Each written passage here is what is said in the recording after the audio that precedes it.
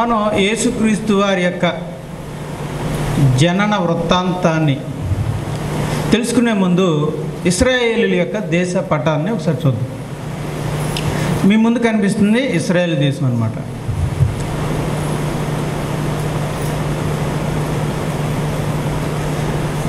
Right. ఈ భాగం ముందు చూసారా, 3 రంగులు ఉంటాయి చూడండి. ఇది పసుపు రంగు ఒకటి, తర్వాత గ్రీన్ కలర్ ఒకటి, అలాగే పింక్ కలర్ ఒకటి ఉంది చూసారా. ఆ 3 కలర్స్ కలిపిన ప్రాంతమే ఇశ్రాయేల్ దేశం. దానికి ఇది తూర్పు భాగం, ఇది పడమర భాగం, ఇది ఉత్తర భాగం, ఇది దక్షిణ భాగం. చూడండి, పడమర భాగాన మధ్యధరా సముద్రం ఉంది. నేను మీకు అక్కడ కనపడుతుందండి, అది వస్తుందా? ఇదంతా బ్లూ రంగులో ఉన్నదంతా కూడా ఏంటంటే మధ్యధరా సముద్రం. మనకు కూడా దక్షిణాన ఉందనుకుంటా. దక్షిణాన ఉంది ఏ సముద్రం? అది బంగాళాఖాతం. అలాగే వాళ్ళకు కూడా ఒక చిన్న సముద్రం ఉంది, దాన్ని మధ్యధరా సముద్రం అంటారు. రైట్. ఇదంతా మధ్యధరా సముద్రం. ఓకే. ఇప్పుడు తూర్పు వైపునే ఉందంటే ఇదిగోండి, ఇక్కడ బ్లూ రంగులో చిన్నగా ఉంచురా, అది గలిలయ సముద్రం. గలిలయ సముద్రం అంటారు కానీ సముద్రం కాదు, అది ఒక పెద్ద చెరువు, కొల్లేరు అనమాట. అది పెద్ద కొల్లేరు. రైట్. ఇలా ఒక గీత గీసుకుని వస్తుంది చూసారు. ఈ గీత ఏంటంటే యోర్దాను నది. యోర్దాను నది మీకు చూపిస్తాను. చిన్న బ్లూ గీత వెళ్తుంది.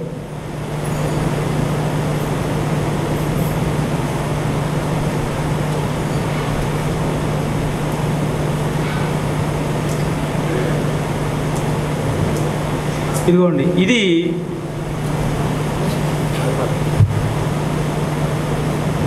అయిపోయిందండి, అవుతుంది కదా.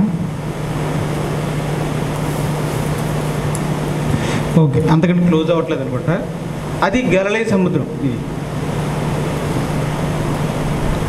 ఇది గలిలయ సముద్రం, ఇది యోర్దాను నది, ఇది మృత సముద్రం లేదా ఉప్పు సముద్రం అంటారు.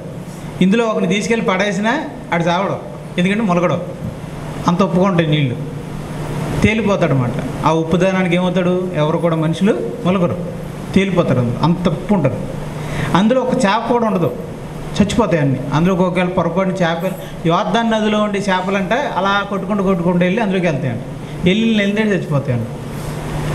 సరే, ఇది మనకి తెలుసు. రైట్. ఇక్కడ మనకి 3 ప్రాంతాలు ఉన్నాయి. ఇందులో ఈ పసుపు రంగుతో ఉంది చూసారు, ఆ ప్రాంతం యోదయ ప్రాంతం. చెప్పండి, ఏ ప్రాంతం? రైట్. గ్రీన్ కలర్లో ఉంది చూసారు, అది సమరయ ప్రాంతం. గలిలయ ప్రాంతం ఉంది చూసారు, అదే ప్రాంతం గలిలయ ప్రాంతం. అది పింక్ కలర్లో ఉంది చూసారు, అదేంటిది? గలిలయ ప్రాంతం. ఇప్పుడు గలిలయ ప్రాంతం అని ఎందుకు వచ్చింది పేరు మీకు అర్థమవుతుందా? దేని బట్టి వచ్చి ఉంటుంది? ఆ ప్రాంతం గలిలయ సముద్రానికి ఆనుకొని ఉంది కనుక గలిలయ ప్రాంతం. కొల్లేరు అంటారు మనల్ని. మనం కొల్లేరు ఎలా అవుతాం? సముద్రం అక్కడెక్కడో ఉంటుంది చెరువు. మనం కొల్లేరు ఎలా అవుతాం? ఎలాగంటే కొల్లేరు వారిని ఉన్నాం కాబట్టి మన అందరినీ ఏమంటారు? కొల్లేరు వాళ్ళే అంటారు. కాబట్టి వాళ్ళని కూడా గలిలయ సముద్రానికి దగ్గరలో ఉన్నారు కాబట్టి వాళ్ళని గలిలయులు అన్నారు అన్నమాట. ఓకే. ఇప్పుడు నజరేత్ అనే ఊరు ఇక్కడ ఉంది. జూమ్ చేస్తే ఆగిపోతుంది. ఈ పింక్ కలర్లో నజరేత్ అనే ఊరు ఉంది. ఓకేనండి, కొన్ని పట్టణాల పేరు చేస్తున్నాను. ఇదిగోండి, ఇక్కడ ఉందండి నజరేత్. మీకు రెడ్ కలర్లో కనిపిస్తుంది ఇలాగా. ఇదిగోండి, ఇలా రెడ్గా ఒకటి కనిపిస్తుంది గీత. అది ఒక దారి, యెరూషలేముకి వెళ్ళేది. ఇదిగోండి, ఇక్కడ కూడా ఒక దారి ఉంది చూడండి. ఇలా ఒక దారి, ఇలా ఒక దారి, 2 దారులు ఉన్నాయి చూసారా. ఆ 2 దారులు గలిలయ నుంచి యోదయానికి అలా పైనుంచి కిందకి, కింద నుంచి పైకి వెళ్తాక ఉన్న 2 దారులు అనమాట. ఒకటి తూర్పున ఉన్న దారి, ఒకటేమో పడమరున, ఒకటేమో యోర్దాను నది వారంట వచ్చే దారి, మరొకటేమో మధ్యధరా సముద్రాన్ని దాటుకుంటూ వెళ్ళి. విషయం ఏంటంటే ఇందులో పడమర దారి మాత్రమే 3 ప్రాంతాలు కలిపిద్ది. తూర్పునున్న దారి సమరయని కలపదు. ఓకేనా? రైట్. ఇప్పుడు మీరు గుర్తుపెట్టుకోవాల్సింది ఏంటంటే బెత్లెహేమ్ ఎక్కడుందంటే యోదయలో ఉంది. ఇదిగో ఇక్కడ ఉంది. ఎక్కడుంది? ఇక్కడ. యెరూషలేము కూడా ఇక్కడే ఉంది. నజరేత్ ఏమో ఇక్కడ ఉంది. తర్వాత ఎలిజబెత్ అమ్మగారు అంటారు కదా, ఆవిడ బాప్తిస్మిచ్చే యోహాను ఎక్కడ పుట్టాడంటే ఇక్కడ పుట్టాడు. ఇక్కడ చొక్కు చూపిస్తున్నాను చూడండి అక్కడ. ఓకేనా? అంటే ఆయన కూడా యోదయ ప్రాంతానికి దగ్గరలోనే పుట్టాడు, కానీ నది అవతల పుట్టాడు, యోర్దాను నది అవతల పుట్టాడు. దాన్ని యోర్దాను నది అరణ్యం అంటారు, అవతల బేతనియా అని ఉంటుంది, అక్కడ పుట్టాడు. సరే, గలిలయ ప్రాంతంలో నజరేతు అనే ఊరుంది. యేసుప్రభు కాలంలో నజరేతు అనే ఊరు ఎలా ఉంటుందని ఊహించి గీసిన బొమ్మ అనమాట. అది చిన్న చిన్న కొండలు గుట్టలు, వాటి మధ్యలో ఒక చిన్న ఊరు. ఇప్పుడు ప్రస్తుతం నజరేతు అనే ఊరు అలా ఉందన్నమాట. అక్కడ నజరేతు అనే ఊరు ఇప్పుడు అలా ఉందో, ఒకప్పుడు అలా ఉండేది. నజరేతు అనే ఊరిలో దావీదు గారి వంశానికి చెందిన యువకుడు ఉన్నాడు, ఆయన పేరు యోసేపు. ఆయనకి ఆ నజరేతులో ఆయన ఎందుకు ఉన్నాడో తెలియదు. యాక్చువల్గా ఆయన దావీదు వంశానికి చెందినవాడు, బెత్లెహేమ్ అనే గ్రామానికి చెందినవాడు, కానీ ఆయన నజరేతుకి వెళ్ళిపోయాడు. మీకు తెలుసు, ఆయా కాలంలో యూదులు ఆయా ప్రాంతాలకు ఏమైపోయారు, చెదిరిపోయారు. అలా చెదిరిపోయినప్పుడు యోసేపు గారి కుటుంబం కూడా నజరేతుకి వెళ్ళిపోయినట్టుంది. రైట్. సో నజరేతులో ఒక యువకుడు ఉన్నాడు, ఆయన పేరు యోసేపు. ఆయన ఒక వడ్లవాడు. ఆయనకి ఒక అమ్మాయితో సంబంధం కుదిరింది, నిశ్చితార్థం అయింది, ప్రదానం చేయబడ్డాడు. ఆమె పేరు మరియా. రైట్. ప్రదానం మాత్రమే అయింది, ఇచ్చిపుచ్చుకున్నారు, కన్ఫర్మ్ చేసుకున్నారు. ఇక ఎప్పుడు వీలైతే అప్పుడు పెళ్లి చేద్దామని అనుకున్నారు, ఇద్దరిని కలిపేద్దామని అనుకున్నారు. అలా అయిన తర్వాత ఒకరోజు నజరేతులో ఉన్నప్పుడే ఈ ప్రదానం చేయబడిన కన్యకైన మరియా దగ్గరికి ఒక దేవుని మనిషి వచ్చాడు. ఆమె దేవదూత. అసలు దేవదూతలు కనపడడం అనేది మానేసింది, అసలు జరగట్లేదు. ఒక 500 సంవత్సరాలుగా దేవదూతలు రావడం, కనబడడం, మాట్లాడడం అనేది జరగట్లేదు. అంతకుముందు ఉండేవి, ఇప్పుడు దావీదు గారి కాలంలో అంతకుముందు జరిగాయి, కానీ ఇప్పుడు జరగట్లేదు. అలాంటిది సడన్గా ఒక దేవదూత వచ్చి కనబడగానే మరియమ్మ గారికి భయం కలిగింది. భయపడుతున్న సమయంలో అప్పుడు దేవదూత ఏముందంటే చూడండి ఒకసారి, లోకాసు వార్త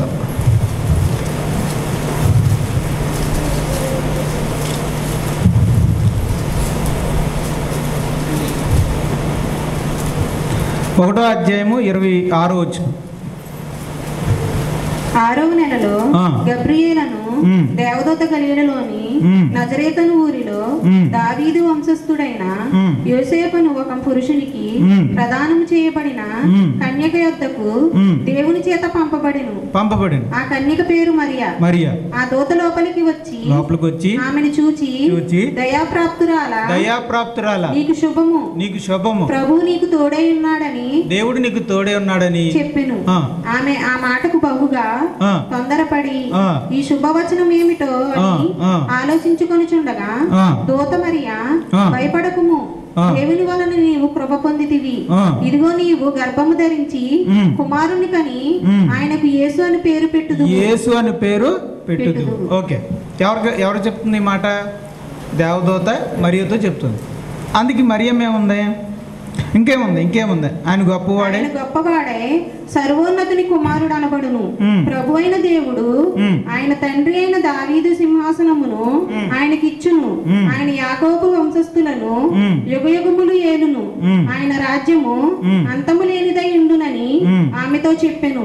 అందుకు మరియా, నేను పురుషుణ్ణి ఎరుగునతానని ఇదేలాగు జరిగినని దూతతో అనగా, దూత పరిశుద్ధాత్మ నీ మీదికి వచ్చును, సర్వోన్నతుని శక్తి నిన్ను కమ్ముకొనును గనుక పుట్టబోగు శిశువు పరిశుద్ధుడై దేవుని కుమారుడు అనబడును. చాలా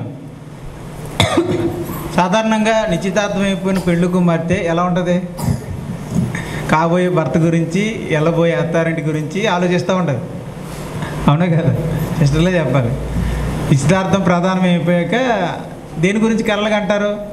కాబోయే భర్త గురించి, ఆ తర్వాత జరగబోయే వివాహం గురించి ఆలోచనలు ఉంటారు. ఇలా మరియమ్మ గారు కూడా మరి ఆలోచనలో ఉన్న సందర్భంలో హఠాత్తుగా ఒక దేవదూత వచ్చింది, ఇదిగో ఈ విషయాలన్నీ చెప్పింది. మరి ప్రస్తుతానికి నేను ఇంకా వివాహం కాలేదు, మరి నేను పురుషుని ఎరుగుందాను కదా, మరి నేను ఎలా గర్భవతిని అవుతాను అని చెప్పి అడగడం జరిగింది. అమ్మ, పరిశుద్ధాత్మని యొక్క శక్తి ద్వారా నువ్వు గర్భవతి అవుతావు, నువ్వు కుమారుని కంటావు అని చెప్పడం జరిగింది. అందుకే ఇదే విషయాన్ని మూసేయకండి. మత్తయి సువార్త 1వ అధ్యాయము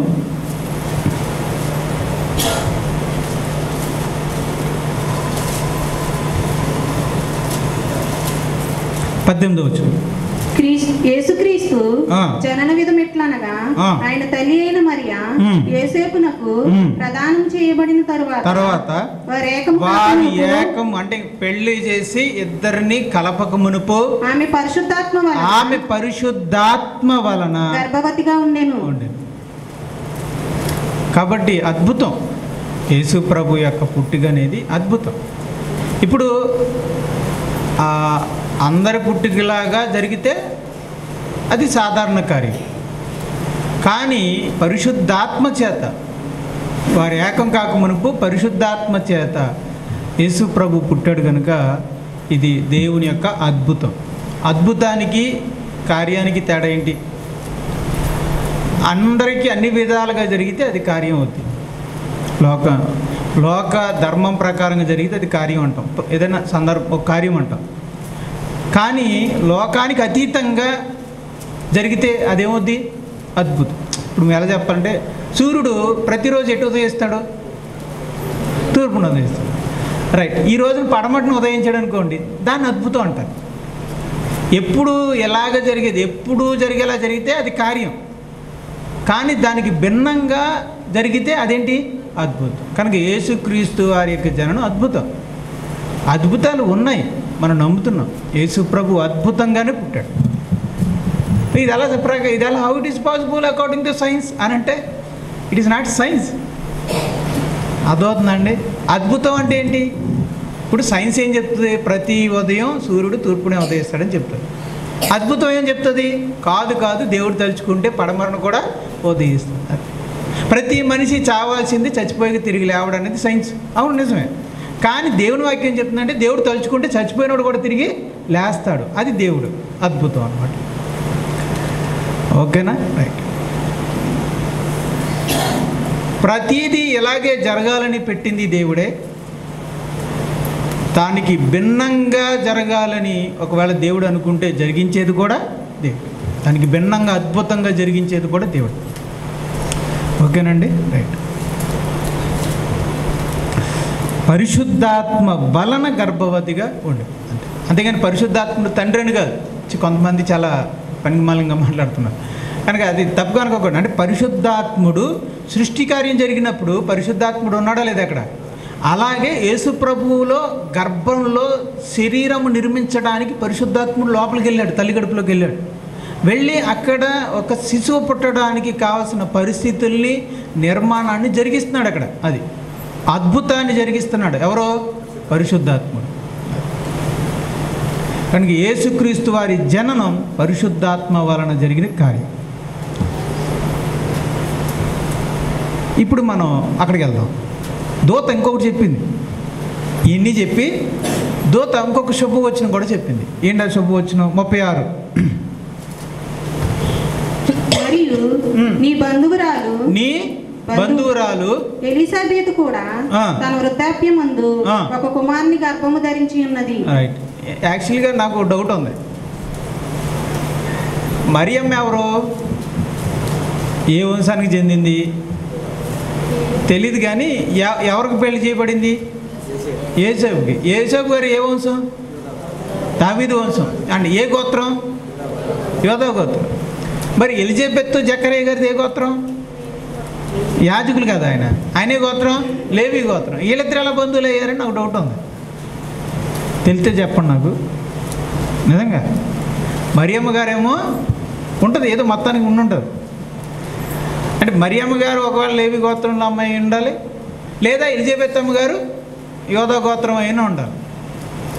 అంటే యేసేపు గారు లేవి గోత్రంలో ఉన్న మరియమ్మనన్నా పెళ్లి చేసుకుని ఉండాలి, లేదా జకరియా గారే యోధా గోత్రంలోని ఎలిజబెత్ అమ్మ గారిని పెళ్లి చేసుకుని ఉండాలి. అంతే కదా, మీరు వేరు వేరు గోత్రాలకు చెందిన వాళ్ళు ఎలా బంధువులు అవుతారు? ఎక్కడుందో ఈ కనెక్షన్ అనేది? రైట్, ఆలోచించండి. రైట్, మీకు తెలిస్తే చెప్పండి. రైట్, నీ బంధువురాలు ఎలిజబెత్ కూడా తన వృద్ధాప్యమందు ఒక కుమారుని గర్భము ధరించి ఉన్నది. గొడ్రాలనబడిన ఆమెకు ఇది 6వ మాసము. దేవుడు చెప్పిన ఏ మాట అయినను నిరర్ధకం కారేరదని ఆమెతో చెప్పాను. సో దేవుడు చెప్పిన ఏ మాట నిరర్ధకం కారదు అంటే, ముసలి వాళ్ళైన జకరియా ఎలిజబెత్తును కూడా గర్భం ధరించి కుమారుని కంటారు అని. ఈ జకరియా ఎలిజబెత్తులకు పుట్టినవాడే ఎవరో? బాప్తిస్మిచ్చు యోహాను. అప్పటికి బాప్తిస్మిచ్చు యోహాను గారు స్టార్ట్ అయిపోయారు కడుపులో. అప్పటికి ఎన్నో నెల ఆవిడికి? 6వ నెల. అంటే యేసుక్రీస్తు వారు మరియమ్మ గారి కడుపున పడేసరికి అప్పటికే బాప్తిస్మిచ్చు యోహాను గారు ఎలిజబెత్తమ్మ గారు కడుపులో పడి ఎన్ని నెలలైంది దేవుని కార్యం వలన తెలిసిన మరియా సంతోషంతో ఆ బంధువురాల్ని పరామర్శించడానికి 100 కిలోమీటర్లు వెళ్ళింది, కేవలం పలకరించడానికి. సరే చూద్దాం 39వ వచనం. ఆ దినముల యందు మరియ లేచి యోధా ప్రదేశంలోని కొండసీమలో ఉన్న ఒక ఊరికి త్వరగా వెళ్ళి. అంటే మరియమ్మ గారు వెళ్ళింది కూడా ఎక్కడికో తెలుసా? సిటీకి కాదు, ఒక అరకు ఏజెన్సీ ప్రాంతంలో ఉన్న ఒక ఊరికి వెళ్ళింది.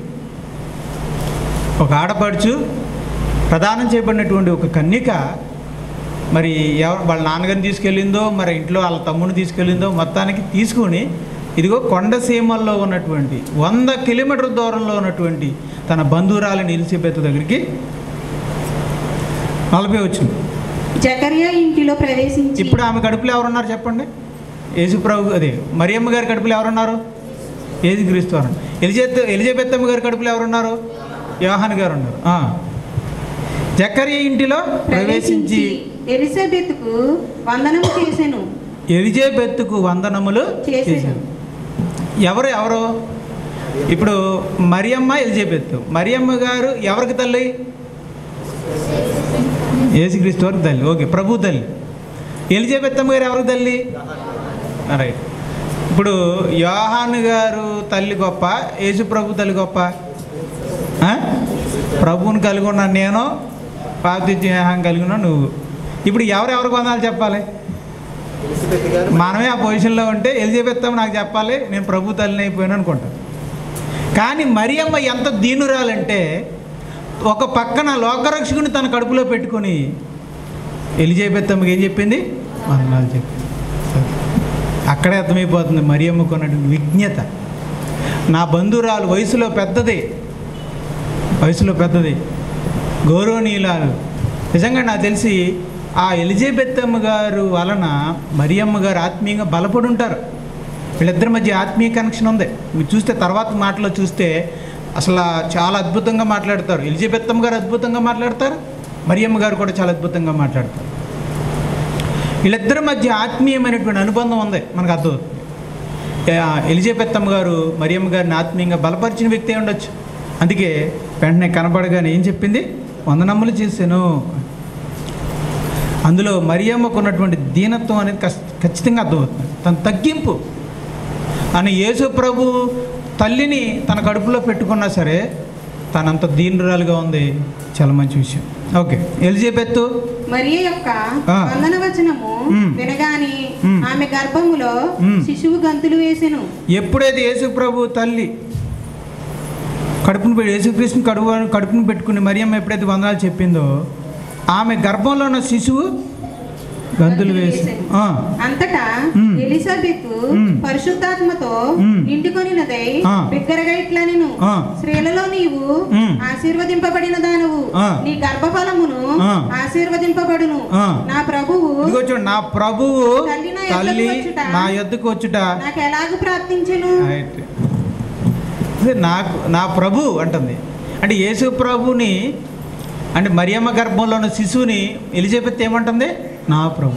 దావీదు గారు ఏమన్నారు పుట్టక మునిపే? యేసుక్రీస్తు వారిని నా ప్రభు అన్నారు.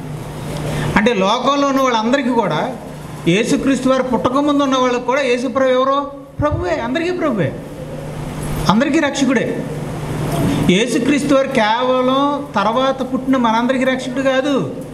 ఆదాముకు కూడా యేసుక్రీస్తు వారే రక్షకుడు, నోవాకు కూడా ఆయన రక్షకుడు, ఆదాముకు కూడా ఆయన రక్షకుడు. అసలు లోకంలో పుట్టిన వారందరికీ రక్షకుడు ఎవరు? యేసుక్రీస్తు వారే. అందుకే ఆమె అంటుందంటే, నా ప్రభు తల్లి, నా రక్షకుడైన తల్లి నా ఇంటికి వచ్చింది. నాకు ఇది ఎలా అంటే ఆశ్చర్యపోతుంది. నా ప్రభుని ధరించుకున్న తల్లి నా ఇంటికి రావడం ఏంటి అంటుంది అన్నమాట. ఆవిడకి అంత సంతోషంగా ఆనందంగా ఉంటుంది. మరియమ్మ గారికి ఏ అహంకారమో, ఏ గర్వమో, ఏ హెచ్చింపు ఆ తల్లిలో లేదండి. ఆమె దీనిరాలు. అనవసరంగా మనమే ఆవిడకి లేనిపోయిన ఘనతని ఇస్తున్నాం.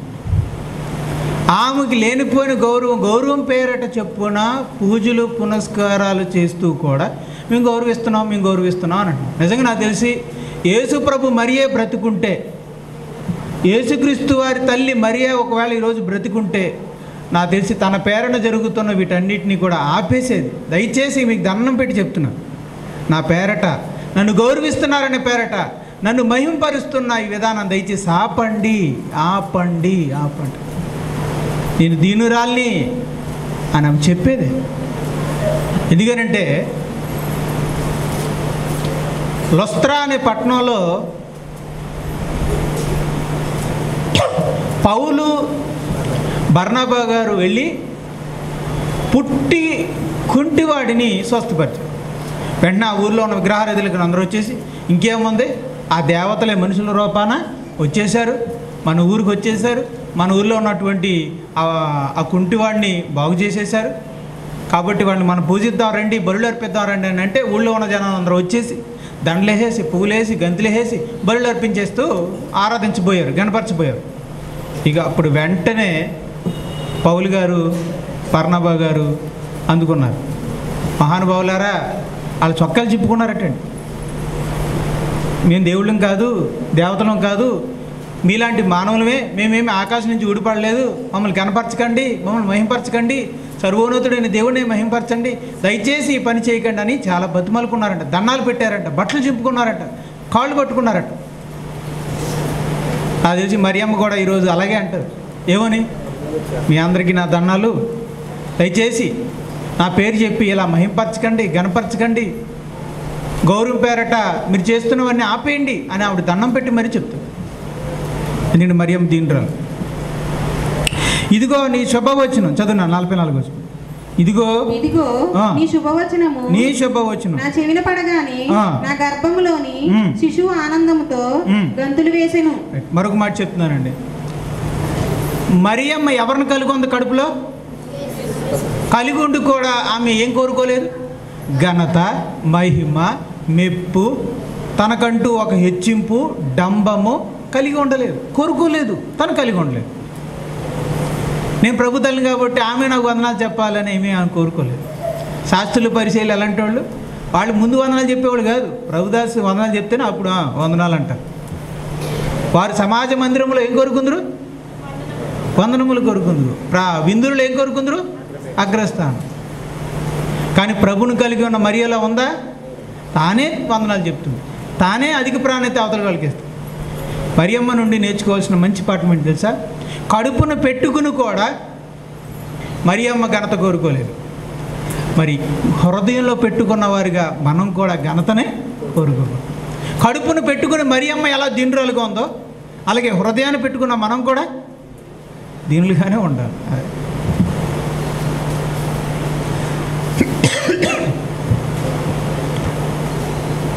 చదవండి. నా గర్భం నీ శుభవచనము నా చెవిన పడగానే గర్భములోని శిశువు ఆనందంతో గంతులు వేసెను. యేసుక్రీస్తు వందనాలు అంటేనండి, వందనములు అంటే శుభాలు చెప్పడం అండి. వందనం అంటే కేవలం వందనం చెప్పడమే కాదు, వాళ్ళ సాంప్రదాయ ప్రకారంగా ఏం చెప్తారో అది అన్నమాట. వాళ్ళ సాంప్రదాయ ప్రకారంగా చక్కగా చెప్పుకుంటారు. ఏమనంటే, దేవుడు నిన్ను ఆశీర్వదించును గాక అంటారు. పలకరింపు అనమాట. వందనం అంటే పలకరింపు అనమాట. వాళ్ళ భాషల్లో, వాళ్ళ సాంప్రదాయకంలో వాళ్ళు ఎలా చెప్పుకుంటారో తెలుసా? వదిన, లేకపోతే వదిన అయితే వదిన, లేదా అక్క అయితే అక్క, అక్కగారు, దేవుని సమాధానం మీకు కలుగునుగాక, దేవుడు మిమ్మల్ని ఆశీర్వదించునుగాక, దేవుడు మీకు తోడేండునుగాక, దేవుడు మిమ్మల్ని అభివృద్ధి పరచునుగాక. ఇది వాళ్ళ ఎదురవుతే ఎలాగే మాట్లాడుకుంటారు వాళ్ళు. మీకు సమాధానం కలుగునుగాక, ఇది పలకరింపు అనమాట. ఇప్పుడు నేను అన్నాను వరపాగారి దగ్గరికి వెళ్ళి ఎదురయ్యారు నాకు, బ్రదరు దేవుడు మీకు శుభం కలుగజేయునుగాక అంటనమాట. అది పలకరింపు, అది వందనం అంటే. అప్పుడు వెంటనే బ్రదర్ ఏమంటారు, ఆమేన్, దేవుడు మీకు కూడా తోడేండునుగాక అంటాడు. అది వచ్చినాం అనమాట. అంత ఇంప్లిమెంట్ అవ్వలేదులే మనం. ఇంకెక్కడ ఉన్నాం మనం? వందనాలంటే వందనాలంటే వందనాలు చెప్పడానికి మనం సిగ్గుపడిపోతున్నాం కదా. అలాంటిది దేవుడు మీకు తోడేండుగాక అని మనం అంటాం, అనలేం కదా. కానీ ఇశ్రాయేలీయులు అంటే అలా చెప్పుకుంటారండి. మరి ఆ సంస్కృతి అనేది మనకు రాలేదు కానండి. ఇశ్రాయేలు దేశంలో చక్కగా జనులందరూ చెప్పుకునేది ఏంటంటే, నీకు సమాధానం కలుగునుగాక, మీ గృహానికి శుభము కలుగునుగాక. ఇది వాళ్ళు చెప్పుకునే వచ్చారు. మరియమ్మ నోట నుండి ఏమొచ్చినాయి? శుభవచనాలు వచ్చినాయా, శాపవచనాలు వచ్చినాయా? అది అంటే క్రీస్తుని కలిగి ఉన్న తల్లి శుభవచనాలే చెప్పింది. అలాగే క్రీస్తుని కలిగి ఉన్న మనం కూడా ఏం చెప్పాలి? శుభవచనాలే చెప్పాలి. కీడైన వచనాలు, శాపంతో కూడిన వచనాలు, కొండెములతో కూడిన వచనాలు మన నోట రాకూడదు. ఆ శుభవచనాలు వినగానే మరి ఎలిజబెత్తమ్మ కడుపులో ఉన్న శిశువు ఏం చేశాడంట? ఆనందముతో అంటే కడుపులో ఉన్న పిల్లలు కూడా బయట చెప్పే మాటలు వింటారా? వింటారనమాట. అందుకే ఇప్పుడు సైన్స్ చెప్తుంది అనమాట, కడుపులో ఉన్న పిల్లలు కూడా మ్యూజిక్ వింటారని, మాటలు వింటారని. కాబట్టి మనం ఏం చేయాలంటే, చాలామంది చిన్నప్పుడు ఏం చేస్తున్నారంటే, తల్లి కడుపులో ఉన్నప్పుడే వాళ్ళకి చక్కగా మ్యూజిక్ వినిపించాలంట, ఆహ్లాదకరమైన మ్యూజిక్ వినిపించాలట, దేవుని పాటలు వినిపించాలంట, మాటలు వినిపించాలట. తల్లి చక్కగా హ్యాపీగా ఉండాలంట, తల్లి చక్కగా పాటలు పాడుకుంటూ స్తుతి గీతాలు పాడుకోవాలంట, దేవుని వాక్యం చదవాలట. రైట్? ఇలాగా చేస్తే ఆ సంగీతము, ఆ ఆనందము, ఆ సంతోషము ఆ బిడ్డలోకి అప్పటి నుంచే మొదలవుద్దంట వెళ్ళడం. అంటే నేర్చుకోవడం అనేది ఎప్పుడు మొదలవుద్ది అంటే, ఒకప్పుడు సైన్స్ ఏం చెప్పిందంటే పుట్టిన తర్వాత అనేవారు. కానీ ఇప్పుడు సైన్స్ కళ్ళు కూడా తెరిచి ఏమని చెప్తుందంటే, పుట్టక ముందే తల్లి గర్భంలో ఉన్నప్పుడే బిడ్డ సంగీతానికి స్పందిస్తాడు, మన ఆనందానికి స్పందిస్తాడు, మన కోపానికి స్పందిస్తాడు, మన ఏడుపుకి స్పందిస్తాడు అని చెప్పడం తెలియదు. అంటే నేర్చుకోవడం అనేది, స్పందించడం, నేర్చుకోవడం అనేది తల్లి గర్భంలోనే మొదలవుతుంది అనేది ఇప్పుడు సైన్స్ చెప్తుంది. కానీ బైబిల్ ఎప్పుడో చెప్పింది, తల్లి కడుపులో ఉన్నప్పుడే శుభవచనాలు వినబడాలి అని. Okay, right.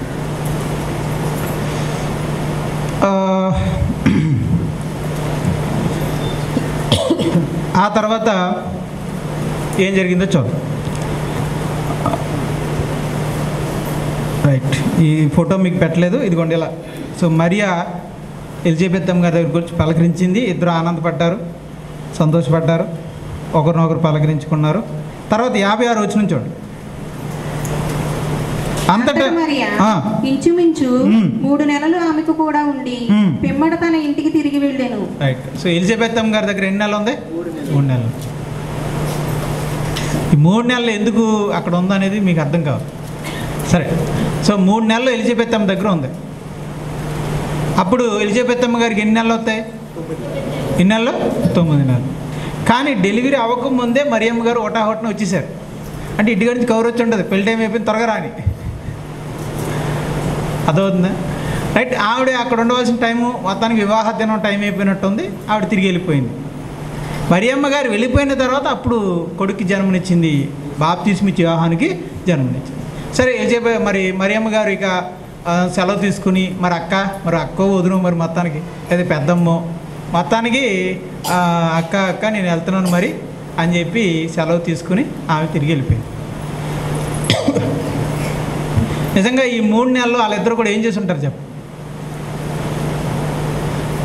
నజరేతుల్లో ఏంటి కౌరులు, మీ పక్కంటి వాళ్ళు ఎలా ఉంటారు ఏంటి, మరి ఏంటి మీ ఆయన ఎంత సంపాదించాడు, ఇప్పుడు కాబోయాను ఏంటి, ఏం చేస్తాడేంటి, ఎంత సంపాదించాడు ఏంటి, ఇవన్నీ చెప్పుకున్నారంటవా?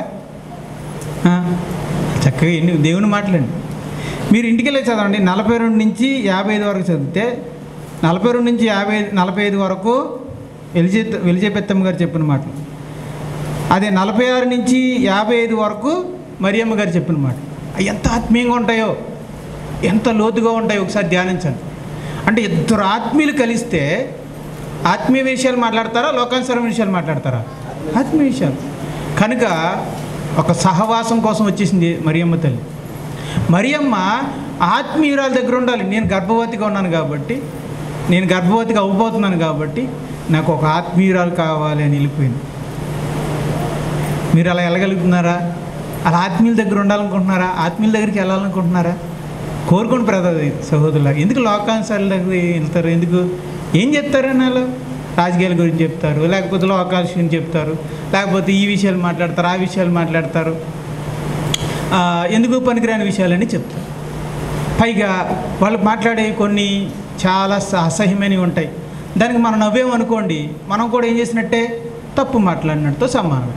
కాబట్టి దుష్టులతోనూ ఈ లోక సంబంధమైన వ్యక్తులతోనూ మనం కలుసుకొని మాట్లాడడం వల్ల మన నోరు కూడా మనం కంపు చేసుకుంటున్నాం. కాబట్టి వాళ్ళతో స్నేహం మానేయండి. కాబట్టి దేవుని పిల్లలతో సహవాసాన్ని ఏర్పరచుకోండి చక్కగా. ఇప్పుడు మరియమ్మ ఎలిజబెత్ దగ్గర 3 నెలలు ఉండడం వల్ల నేను చెప్పండి, వెళ్ళక ముందు కంటే వెళ్ళిన తర్వాత ఆత్మీయంగా బలంగా ఉంటుందా, బలహీనంగా ఉంటుందా అమ్మా? వెళ్ళిన దానికంటే ఇప్పుడు వెళ్ళిన 3 నెలల తర్వాత ఆమె ఆత్మీయ జీవితం బలపడి ఉంటుందా లేదా? అది ఆత్మీయుల దగ్గర ఉంటే మన ఆత్మీయ జీవితం బలపడదు. ఆమె వెళ్ళి హేరోదియా దగ్గర ఉందనుకోండి మరియమ్మ తల్లి, ఆత్మీయంగా బలపడుతుంది, దిగజారిపోతారు, దిగజారిపోతుంది. ఎలాంటి వాళ్ళతో ఉంటామో దాన్ని బట్టి మన ఆత్మీయ జీవితం ఉంటుంది. కాబట్టి సిస్టర్స్ నేను చెప్తున్నాను, రకరకాల ఆడపిల్లలు ఉంటారు, స్త్రీలు ఉంటారు, మీకు తెలుసు. ఆ లోకానుసారమైన వ్యక్తులతో మీరు మాట్లాడడం మానేయండి. ఆత్మీయంగా మాట్లాడే వాళ్ళతో స్నేహం చేయండి. సహోదరులు కూడా అది చెప్తున్నాను, లోకానుసారంగా మాట్లాడే వాళ్ళని తగ్గించుకోండి, ఆత్మీయంగా మాట్లాడే వాళ్ళతో కలిసి కూర్చోండి, మాట్లాడుకోండి. సరే, 3 నెలల సహవాసం తర్వాత మరియమ్మ మరి మొత్తానికి తిరిగి నజరేతుకు వచ్చేసింది. నజరేతుకు వచ్చేసాక యేసేపుకి మరియమ్మకి పెళ్ళి అయిపోయింది. ఏమైపోయింది? పెళ్ళి అయిపోయింది. పెళ్ళి అయిపోయాక ఫస్ట్ రోజున మరియమ్మ గారు జోసఫ్ గారికి, అంటే యేసేపు గారికి గుడ్ న్యూస్ చెప్పారు. ఏమని? నేను గర్భవతినండి, నాకు ఇప్పుడు 3వ నెల అండి. నేను మీతో ప్రదానం చేయబడిన సమయంలో ఒకరోజు దేవదూత వచ్చింది, నాకు కనబడింది. నువ్వు కుమారుని కంటావు, యేసు అనే పేరు పెడతావు, ఇదిగో ఇలా ఇలా చెప్పింది. మరి నేను అడిగాను, మరి నేను ఇంకా వివాహం కాలేదు కదా అని అంటే, పరిశుద్ధాత్మని శక్తి వల్ల నువ్వు గర్భవతి అవుతావమ్మా అని అంది. అన్నట్టుగానే నేను గర్భవతిని అయ్యాను, ఇదిగో ఇప్పుడు నేను 3వ నెల నాకు అని చెప్పి.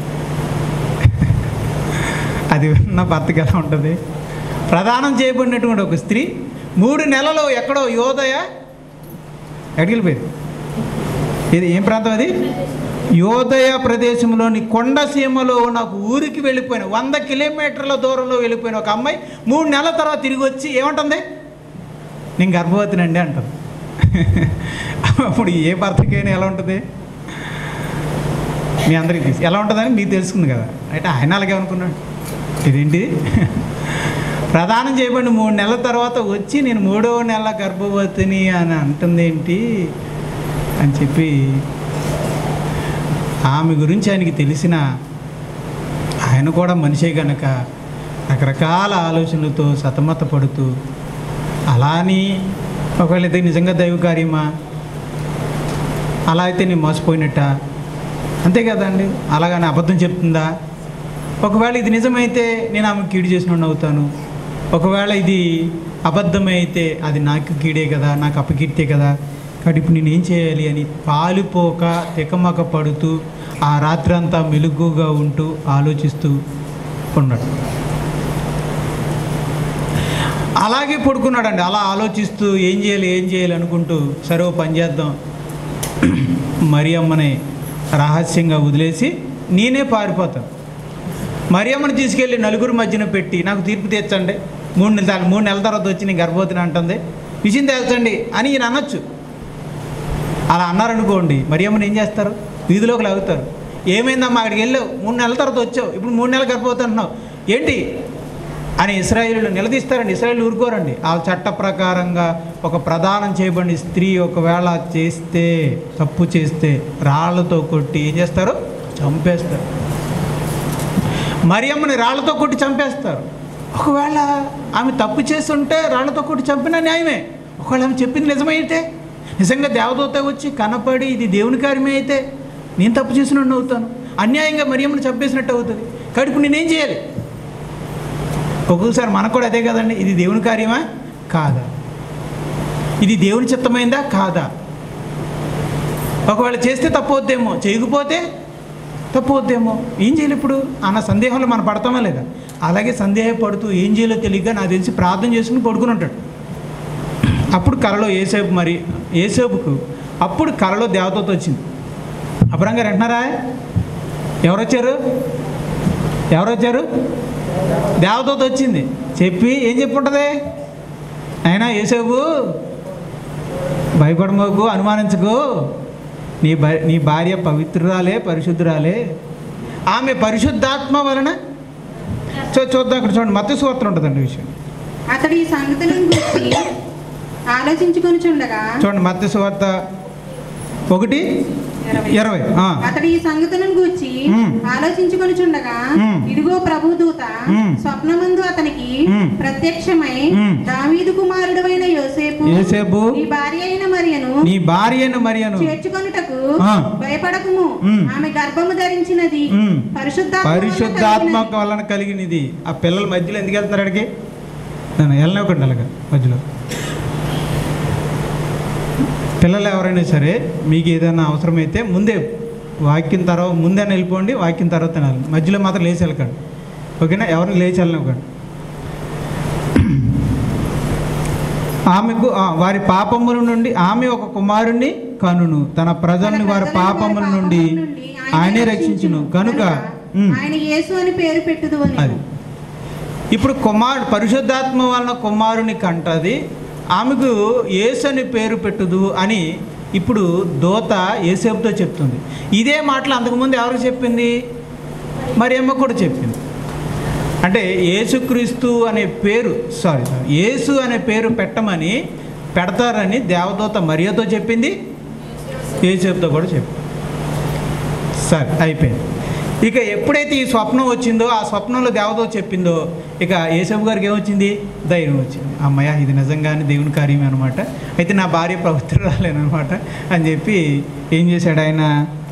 24 వచ్చిన యోసేపు నిద్ర మేలుకొని ప్రభుదూత తనకు ఆజ్ఞాపించిన ప్రకారం చేసి తన భార్యను చేర్చుకొని ఆమె కుమారుని కను వరకు ఆమెను ఎరుగుకుండెను. మహానుభావుడు వెంటనే దేవుని మాటకి విధేయుడే, వెంటనే తన భార్యను చేర్చుకున్నాడు. అలాగే మిగతా 6 నెలల్లో బిడ్డను కనేంత వరకు తను దూరంగా ఉన్నాడు. అది ఆయన చేసిన మంచి పని. కరెక్ట్గా 9 నెలలు నిండాక, అప్పటి వరకు వాళ్ళు ఎక్కడున్నారు? ఇప్పుడు ఏ ఊర్లో ఉన్నారు వీళ్ళు? ఏ ఊర్లో ఉన్నారండి వీళ్ళు? నజరేతులో ఉన్నారు. ఏ ఊర్లో ఉన్నారు? నజరేత్ అనేది ఏ ప్రాంతంలో ఉంది? గలిలయ ప్రాంతంలో నజరేతులో ఉన్నారు. అప్పుడు 9వ నెల నిండింది అనగా అప్పుడు చక్రవర్తి అయిన ఔగస్తు ఒక ప్రకటన చేశాడు. మీరు మీ యొక్క సొంత గ్రామాలకు వెళ్ళి మీ ప్రజా సంఖ్యలో మీ పేర్లు రాయించుకోండి అని చెప్పాడు. ఇక దాంతో ఆయా ఊర్లో ఉన్న వాళ్ళందరూ కూడా తమ తమ ప్రాంతానికి వెళ్ళి తమ పేర్లు రాయించుకోవడానికి వెళ్ళిపోయారు. ఇప్పుడు లెక్క ప్రకారంగా యేసేపు గారు ఎక్కడికి వెళ్ళాలి? దావీదు గోత్రానికి, దావీదు వంశానికి చెందిన దావీదు కుమారుడు కనుక ఎక్కడికి వెళ్ళాలైనా? ఎక్కడికి వెళ్ళాలి? బెత్లెహేం వెళ్ళాలి. ఎందుకంటే దావీదు గారు సొంతూరు ఏది? బెత్లెహేం. కనుక వాళ్ళ తాతది అదే సొంతూరు కాబట్టి ఈయనది కూడా అదే సొంతూరు కాబట్టి ఆయన అక్కడికి వెళ్ళిపోయాడు. ఓకేనా? ఊరికైతే సొంతూరు కానీ సొంత ఇల్లు కూడా లేదు వాళ్ళకి. ఊరికైతే సొంతూరు కానీ సొంత ఇల్లు లేదు, సొంత స్థలం లేదు. అది పరిస్థితి. మొత్తానికి వెళ్ళిపోయాడు. భార్యని తీసుకుని ఆయన వెళ్ళాడు. సో మొత్తానికి యేసేపు మరియమ్మని తీసుకొని నజరేతు నుండి బెత్లెహేంకి వెళ్ళాడు. ఎన్ని కిలోమీటర్లు? సుమారుగా 100 కిలోమీటర్లు. ఎన్ని కిలోమీటర్లు? 100. అలా నడుచుకుంటూ వెళ్ళిపోయారు. అక్కడికి వెళ్ళాక వాళ్ళకి సొంత ఊరికి వచ్చారు కానీ వాళ్ళకి ఏం లేదు, సొంత ఇల్లు లేదు. కాబట్టి సొంత ఇల్లు లేని వాళ్ళు అందరూ కూడా ఎక్కడికి వెళ్తారు? లాడ్జ్కి వెళ్తారు. మన భాషలో చెప్పాలంటే ఎక్కడికి వెళ్తారు? లాడ్జ్కి. ఆ తెలుగులో సత్రం అంటారు దాన్ని. సత్రానికి వెళ్ళి అడిగాడు, ఏమంటే మాకు ఏమైనా రూమ్ ఉందండి అని. లేదండి, చాలామంది బయట నుంచి వచ్చారు కదా, వాళ్ళతో నిండిపోయినాయండి, ఏ రూము ఖాళీ లేదండి అన్నాడు. ఇక దాంతో చేసేదేమి లేక ఇదిగో బయటే ఉన్నారు, ఎక్కడో మొత్తానికి పశువుల పాకలోనో ఎక్కడో ఉన్నారు. మరి మరియమ్మ అలాగే ప్రసవించింది. ఆ పుట్టిన బిడ్డని పొత్తుగొడ్డలతో చుట్టి ఎక్కడ పెట్టారు?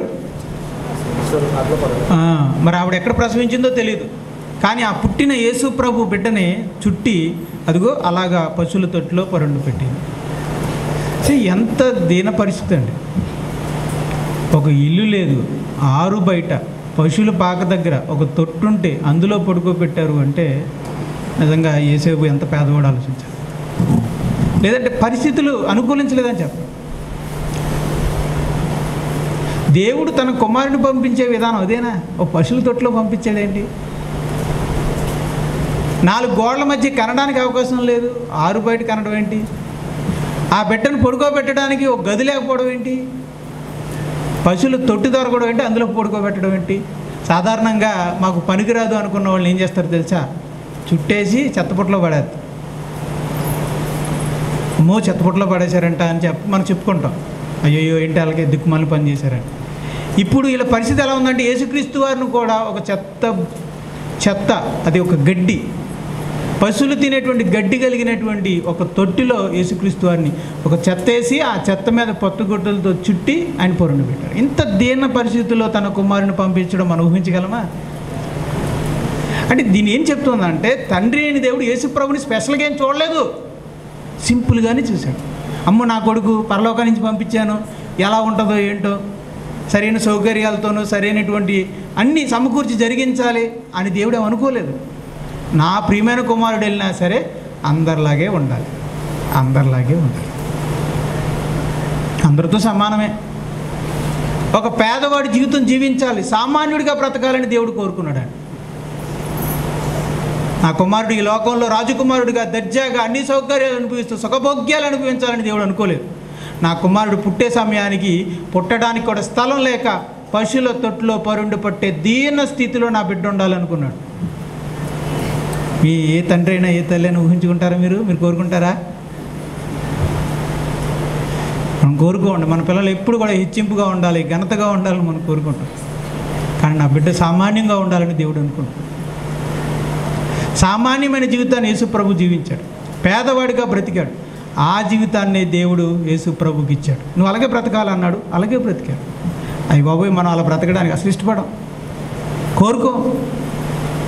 దేవా నాకు ఎందుకు ఈ శాపగ్రస్తమైనటువంటి జీవితం ఇచ్చావు, ఈ పేదరికం నాకు ఎందుకు ఇచ్చావు, ఈ దౌర్భాగ్యమైన పరిస్థితి నాకు ఎందుకు ఇచ్చావు అని మనం ఎంతో తోలనాడేస్తాం, ఎంతో దేవునితో పోరాడేస్తాం. కానీ యేసు ప్రభు పోరాడలేదు. ప్రభువా ఇలా దీనుడిగా పుట్టాలని నువ్వు అనుకుంటున్నావా? ఈ పేదవాడిగానే జీవించాలనుకుంటున్నావా? ఈ శ్రమలు, ఈ కష్టాలు, ఈ పేదరికంలో ఈ బాధలు అనిపించాలని నువ్వు అనుకుంటున్నావా? అయితే నేను ఎలాగే ఉంటా అని ఎలాగే బ్రతికేశాడండి యేసు ప్రభు.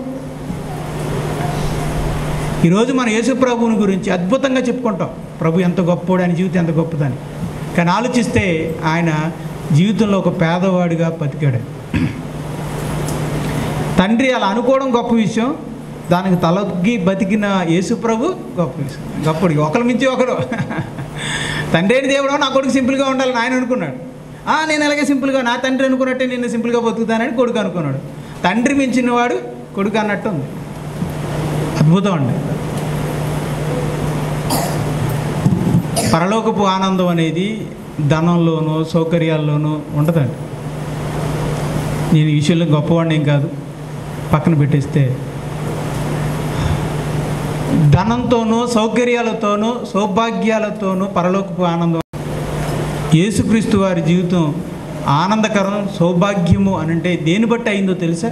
ఆయన ధనవంతుడిగా పుట్టడం వల్ల, సౌకర్యాల్లో బతకడం వల్ల, లేకపోతే ఒక గొప్ప స్థితిలో ఉండడం వల్ల రాలేదు. ఆయన పరిశుద్ధమైన జీవితాన్ని బట్టి, ఆ స్థితిలో కూడా అడ్జస్ట్ అయ్యి బ్రతకడాన్ని బట్టి, తండ్రి చిత్తాన్ని నెరవేర్చడాన్ని బట్టి ఆయన జీవితం ధన్యమైంది.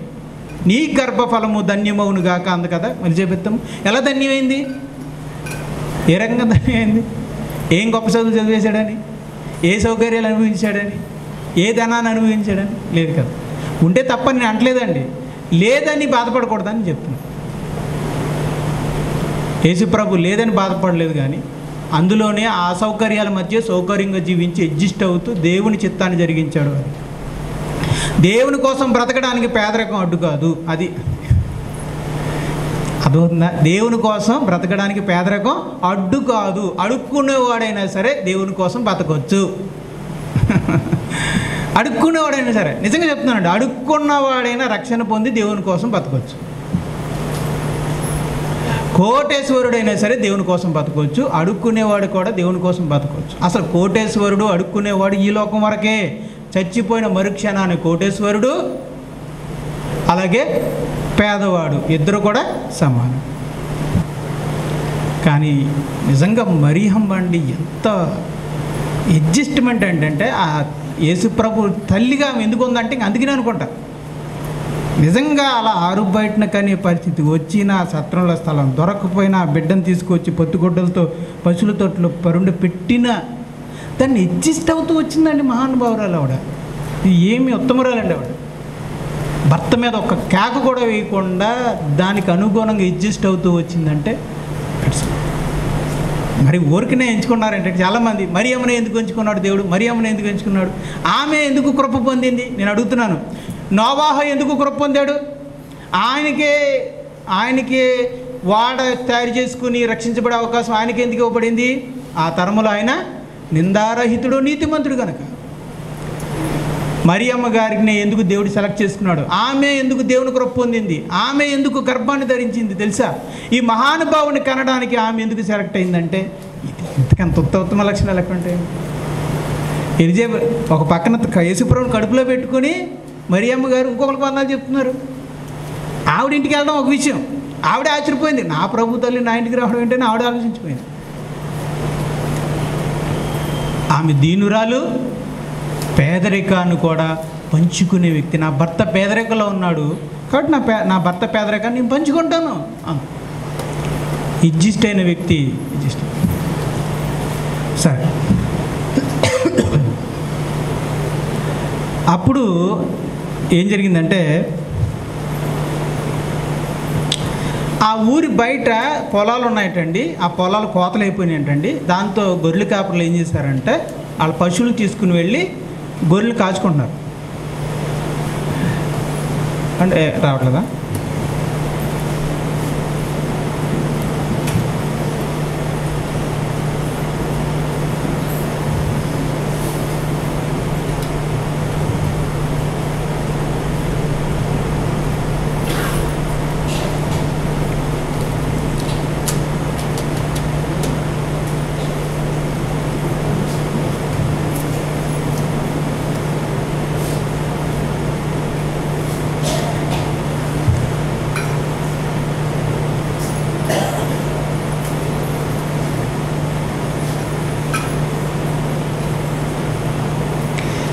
గొర్రెల కాపర్లు అక్కడ ఉన్నారు.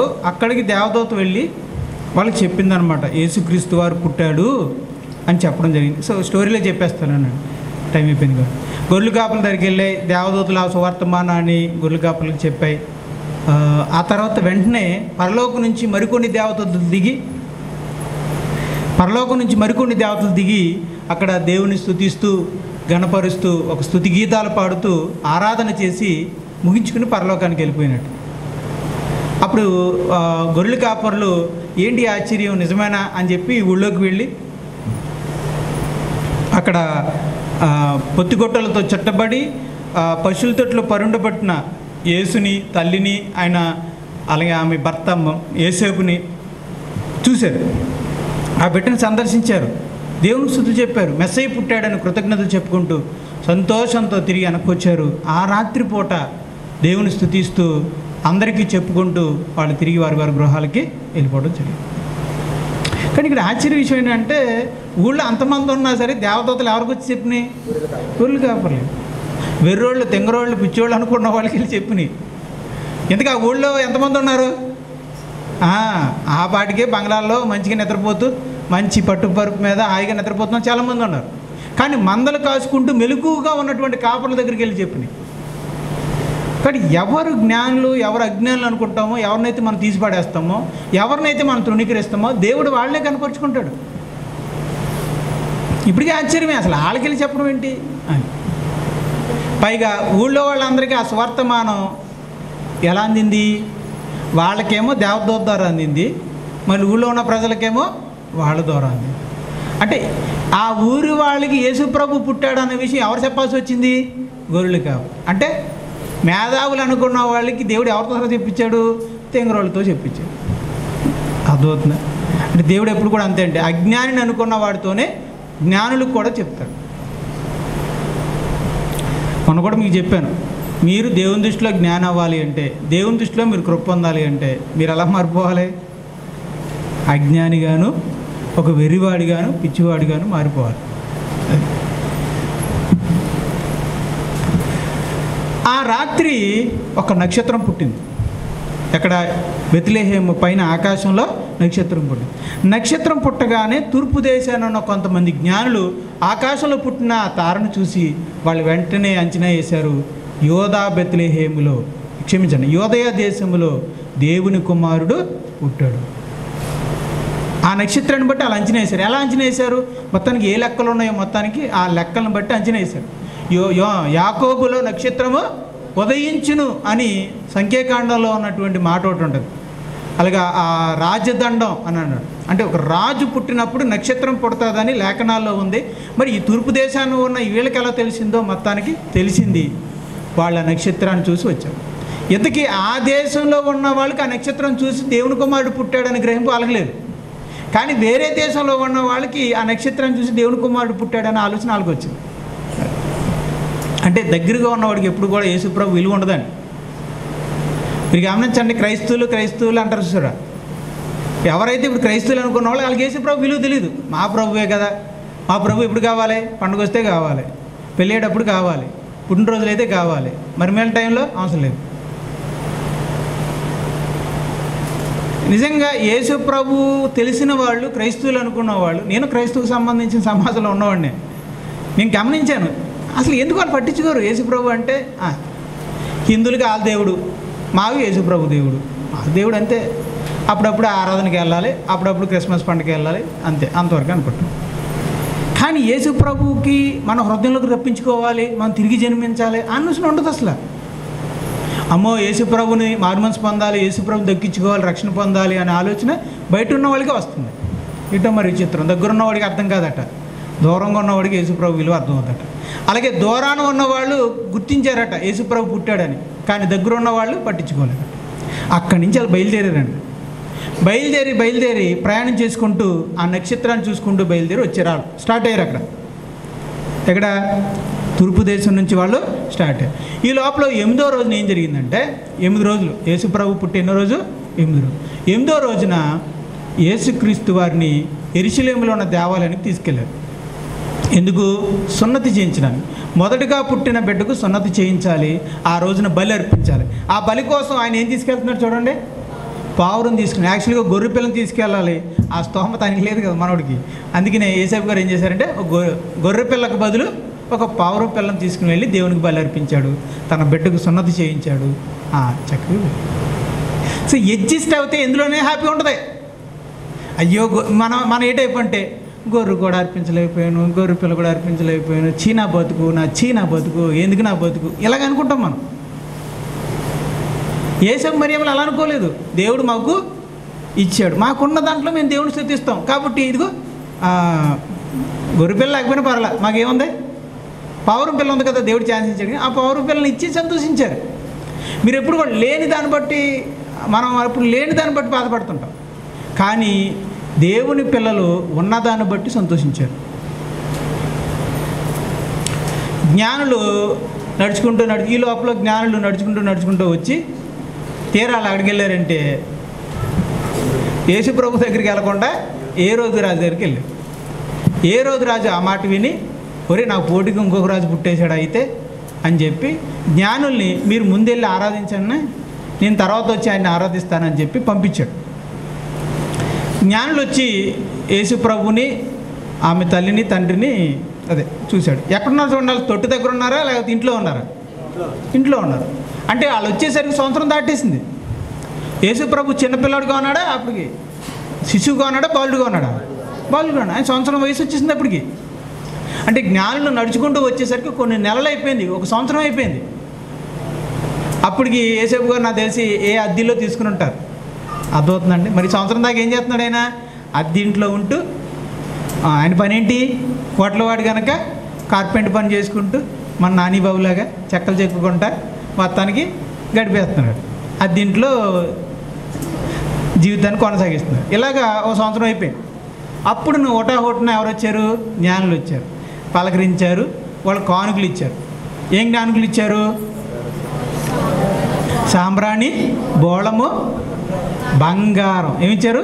బంగారం కూడా ఇచ్చారు. ఇచ్చి మ్రొక్కి వందనాలు చెప్పి ఒక రోజు ఉండి శుభ్రంగా భోంచేసి పడుకున్నారు. పడుకోగానే దేవదూత చెప్పింది, రైట్, మీరు మళ్ళా హేరోదు దగ్గరికి వెళ్ళకండి, హేరోదు కుట్ర ఆలోచనతో ఉన్నాడు, మీరు యేసుప్రభు ఎక్కడున్నాడో విషయం చెప్తే ఆడు వచ్చి చంపేస్తాడు, కాబట్టి మీరు హేరోదు దగ్గరికి వెళ్ళకుండా అటు నుంచి అటు వెళ్ళిపోండి అని చెప్పారు. చెప్తే వాళ్ళు ఏం చేశారంటే రాత్రి పెట్టిగిట్టి చదువుకొని అటు నుంచి అటు వెనక్కి వెళ్ళిపోయారు. ఓకేనా? ఈ విషయం తెలిసి హేరోదు మహారాజుకి పెచ్చ కోపం వచ్చేసింది. ఆహా, ఎంత పని చేశారు వీళ్ళు, నాకు దెబ్బేశారు వీళ్ళు అని చెప్పి ఆయనకి చాలా కోపం వచ్చి, వెళ్ళండి, వెళ్ళి ఆ యోదయ ప్రాంతంలో, ఆ బెత్లెహేము ప్రాంతంలో ఉన్న 2 సంవత్సరాల లోపు ఉన్న మగపిల్లలందరినీ కూడా చంపేయండి అని చెప్పాడు. ఇక వాళ్ళు వెళ్ళి తల్లుల దగ్గరికి వెళ్ళి 2 సంవత్సరాల లోపు ఉన్న పిల్లలందరినీ లాగేసి చంపేశారు. ఇలాగ ఎంతోమంది తల్లులు ఉసురు తీసుకున్నారు. అదే సమయంలో ఇది జరగకముందే దేవదూత మరలా కల్లోకి వచ్చి యేసేపుకి ఏం చెప్పిందంటే, నాయన ఇది ప్రమాదం, ఏ రోజు కోపం వచ్చింది, పిల్లల్ని చంపబోతున్నాడు, నువ్వు తీసుకెళ్ళి మరి ఈ బిడ్డని మరియమ్మకు పుట్టినటువంటి ఆ మరియమ్మకు పుట్టినటువంటి యేసుని, ఆ బిడ్డని తీసుకుని నువ్వు ఐగుప్తుకి వెళ్ళిపో అని చెప్పాను. అప్పుడు యేసేపు ఏం చేశాడంటే తన భార్యకు పుట్టిన బిడ్డని తీసుకుని ఎక్కడికి వెళ్ళాడు? ఐగుప్తు. అదిగో పిరమిడ్లు చూశారు కదా, అక్కడ ఐగుప్తుకి వెళ్ళిపోయాడు. సో అక్కడికి తీసుకువెళ్ళిపోయాడు. తర్వాత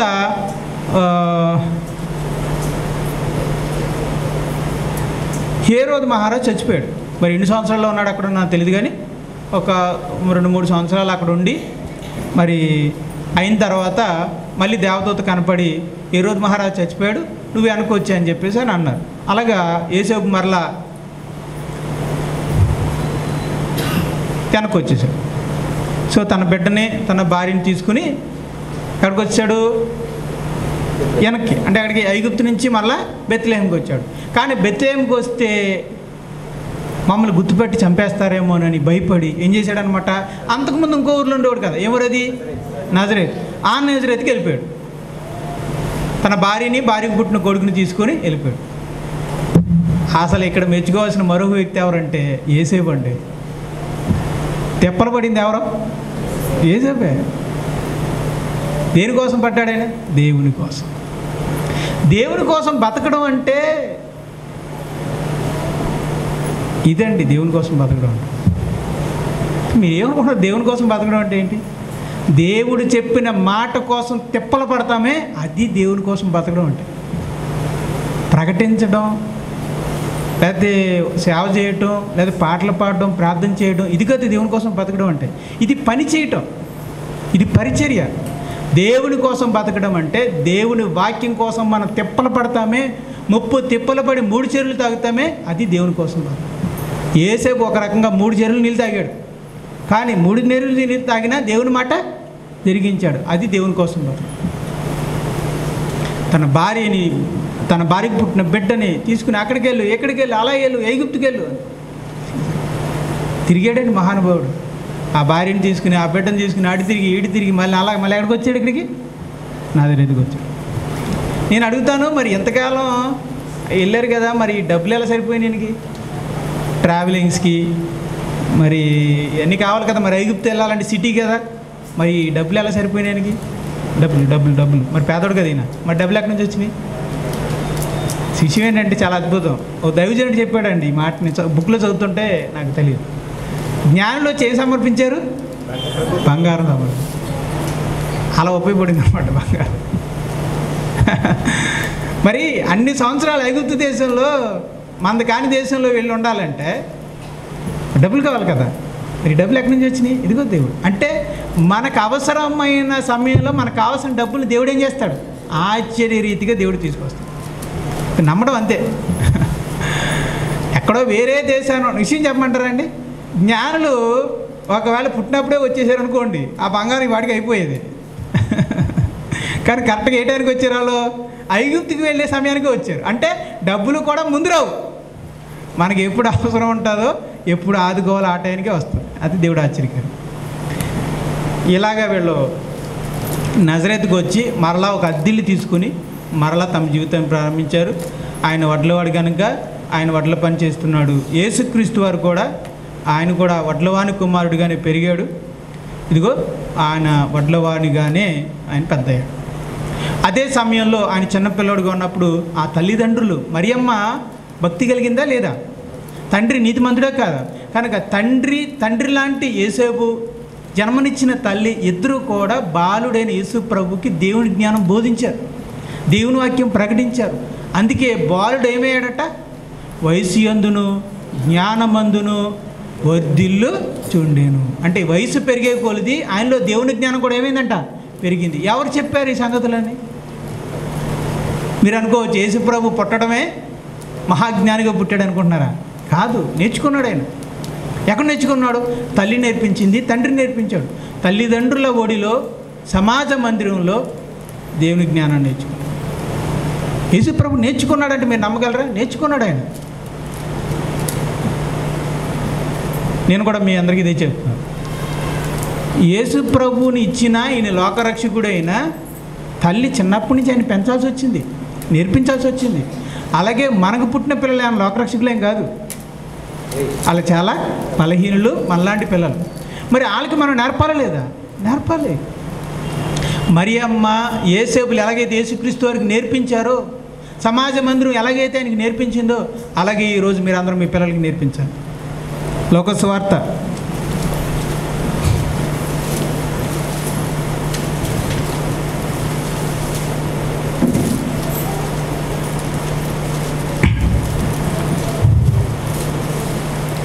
2వ అధ్యాయం